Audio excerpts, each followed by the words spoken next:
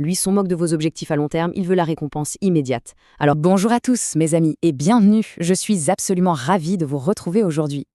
Allez, installez-vous confortablement, prenez de quoi noter, car attention, ce que nous allons voir ensemble aujourd'hui n'a rien d'une petite présentation théorique de plus.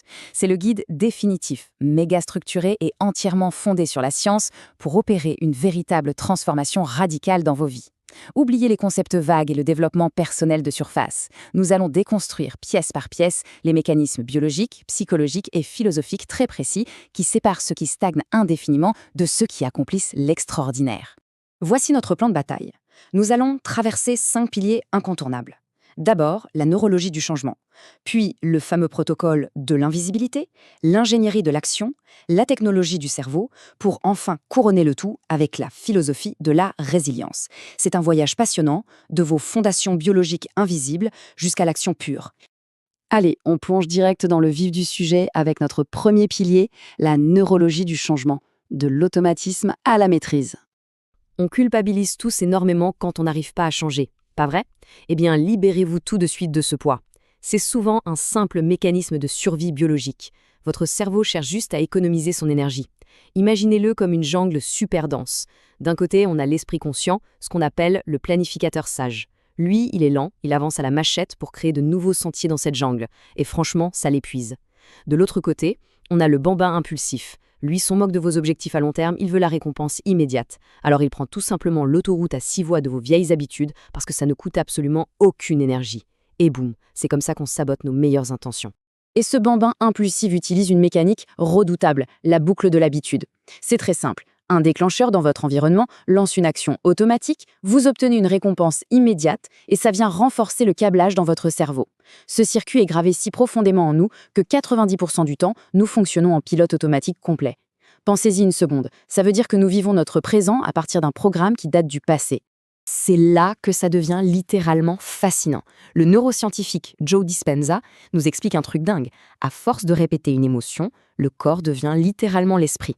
Si vous décidez d'un coup de stopper une mauvaise habitude, votre corps entre en état de sevrage biologique. Il réclame sa petite dose chimique habituelle, que ce soit du stress, de la validation sociale ou du sucre. Il va se rebeller violemment. Ce n'est pas un manque de volonté, c'est votre corps qui exige sa chimie. Ce qui nous amène directement à une stratégie contre-intuitive, notre deuxième pilier, le protocole de l'invisibilité. Vous connaissez cette envie irrépressible, parler de vos nouveaux projets à tout le monde? Grosse erreur. Comme le dit cette citation, il y a une puissance inouïe à disparaître et à travailler dans l'ombre. Plus on expose ses objectifs, plus on invite le jugement paralysant des autres. Mais surtout, le simple fait d'en parler libère prématurément de la dopamine. Le cerveau a l'impression d'avoir déjà réussi l'objectif, juste parce qu'il l'a annoncé. C'est une fuite de motivation absolument massive. Alors, on applique les règles strictes de ce qu'on appelle le mode moine. Étape 1, on ferme sa bouche, on garde le silence. Étape 2, on cache ses plans, comme s'il s'agissait de code nucléaire. Et l'étape 3, la plus dure, cachez vos progrès, mais cachez aussi vos larmes et vos échecs. Pleurez, transpirez, saignez s'il le faut, mais faites-le seul.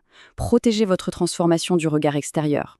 En fait, disparaître et couper les réseaux sociaux, c'est s'arracher la perfusion de dopamine liée à la validation des autres. C'est dur au début, mais c'est vital, mes amis. Pourquoi? Parce que ça vous oblige à construire un alter ego immensément supérieur, ancré de l'intérieur, où la seule opinion qui dicte votre vie, c'est la vôtre. Maintenant qu'on a fait de la place, on passe à la pratique. Pilier 3, l'ingénierie de l'action. Regardez bien cette métaphore, elle est magistrale pour comprendre comment briser la suranalyse. Combien pèse un simple verre d'eau? Quelques grammes, rien de bien méchant. Si vous le tenez 1 minute, tout va bien. Mais tenez-le à bout de bras pendant 1 heure, votre bras commence à trembler. Tenez-le une journée entière, l'agonie est totale, la douleur devient paralysante. Le poids du verre n'a pas bougé d'1 milligramme. C'est la durée qui crée la douleur. Nos pensées, c'est pareil. Penser un problème, c'est bien. Y penser toute la journée, c'est de l'overthinking et ça tue l'action. Alors, comment on lâche ce foutu verre d'eau? Avec un choc cognitif très simple, le décompte des 5 secondes.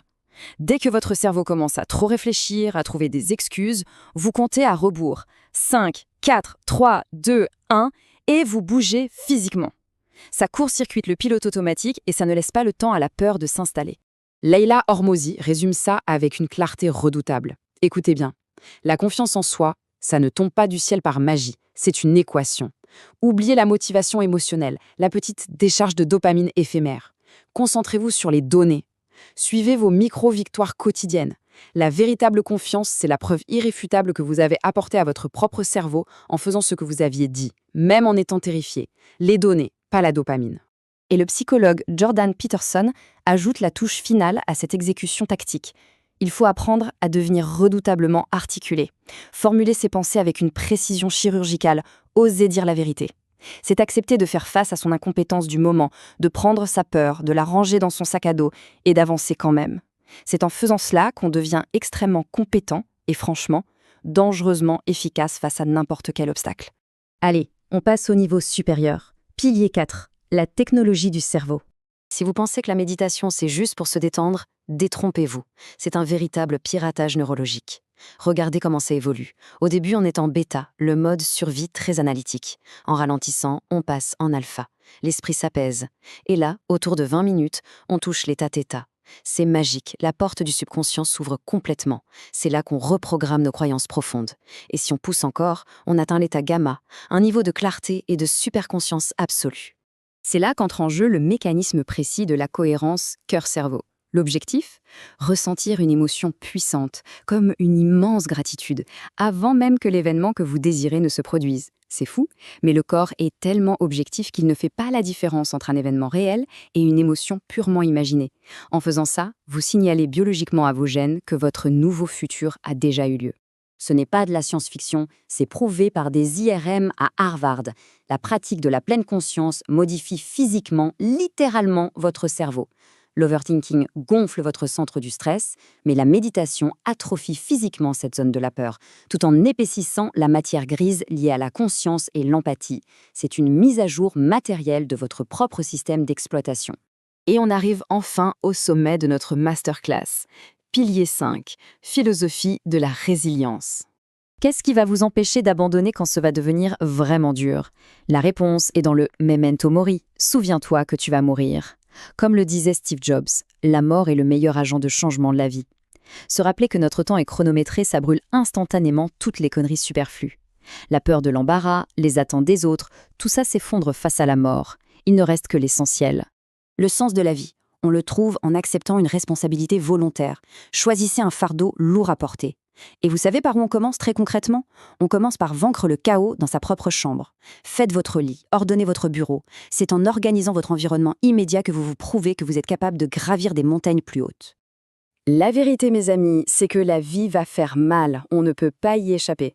Mais la bonne nouvelle, c'est que l'on peut choisir notre douleur. D'un côté, il y a la douleur du changement. Oui, c'est inconfortable, ça pique sur le moment, mais ça forge un caractère en acier tempéré. De l'autre, il y a la douleur du regret, celle de ne jamais avoir osé. Et celle-là, c'est une souffrance éternelle qui pourrit l'âme de cynisme et d'amertume. À vous de choisir. Et voilà, nous avons vu l'anatomie complète de la transformation, la science, les méthodes invisibles, l'action pure, la reprogrammation mentale et la philosophie ultime. Le décor est planté, les outils sont entre vos mains. La seule question qui compte maintenant, la voici.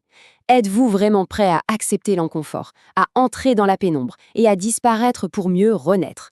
Ne repoussez pas à demain, l'action c'est maintenant. Allez-y et soyez absolument extraordinaire.